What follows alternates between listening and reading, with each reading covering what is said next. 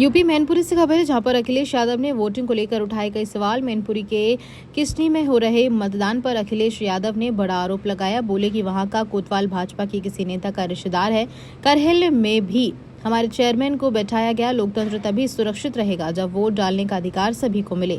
अखिलेश यादव ने वोटिंग को लेकर उठाए कई सवाल। मैनपुरी में किशनी में हो रहे मतदान पर अखिलेश यादव ने बड़ा आरोप लगाया। बोले कि वहां का कोतवाल भाजपा के किसी नेता का रिश्तेदार है। करहेल में भी हमारे चेयरमैन को बिठाया गया।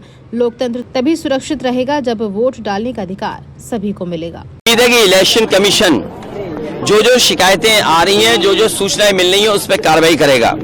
और कई जगह ऐसा सुनने को मिल रहा है जहां बीजेपी के कार्यकर्ता नेता बूथ पर कब्जा करना चाहते हैं।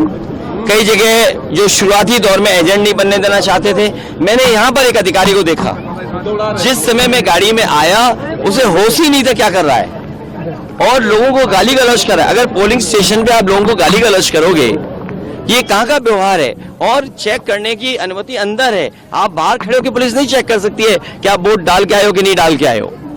ईवीएम पर भी सवाल उठाया आपने शुरू से ही। ये अभी सवाल इस बहस में नहीं है। मैं मतदाताओं से कहूंगा कि ज्यादा से ज्यादा वोट डालें और ज्यादा वोट डाल करके इस सरकार को हटाएं।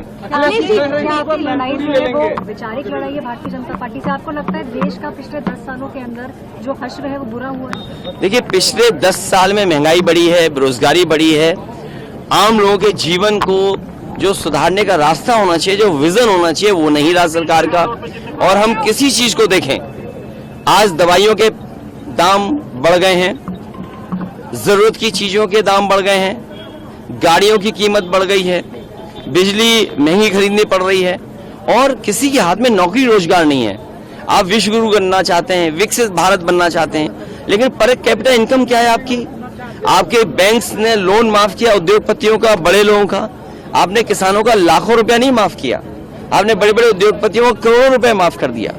ये आप किस रास्ते देश को ले जाने का काम कर रहे हैं? और जिस देश में जो रिपोर्ट आई है इंटरनेशनल लॉ लेबर उसकी तरफ से कि 83% नौजवान नौकरी और बेरोजगार है, आप अग्निवीर जैसी व्यवस्था ला रहे हैं जिसको कभी नौजवान स्वीकार नहीं कर सकता है। उत्तर प्रदेश में हर पेपर लीक हुआ जिसके बारे में आप कुछ कहना नहीं चाहते हैं। तो आखिरकार जनता वोट क्यों दे? आपने आय दोगुनी की बात कही, आय दोगुनी नहीं हुई। आपने 2 करोड़ नौकरी देने की बात कही, वो नहीं हुआ। तो आपके पिछले 10 साल में हर बात झूठी निकली, वादे झूठे निकले।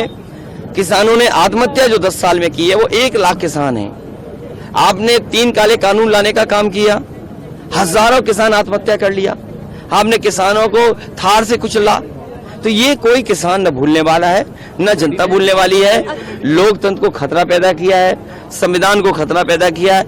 ये चुनाव जहां मतदाताओं से मैं कहूंगा एक वोट डाल करके अपनी जीवन की खुशहाली लाने के लिए रास्ते बनाएं, वहीं बाबा साहब भीमराव अम्बेडकर जी का दिया हुआ संविधान, उसको बचाने के लिए भारतीय जनता पार्टी के खिलाफ मतदान करें। अखिलेश जी भाजपा कह रही है कि पोलराइज कर। VP न्यूज, खबर सिर्फ सच की।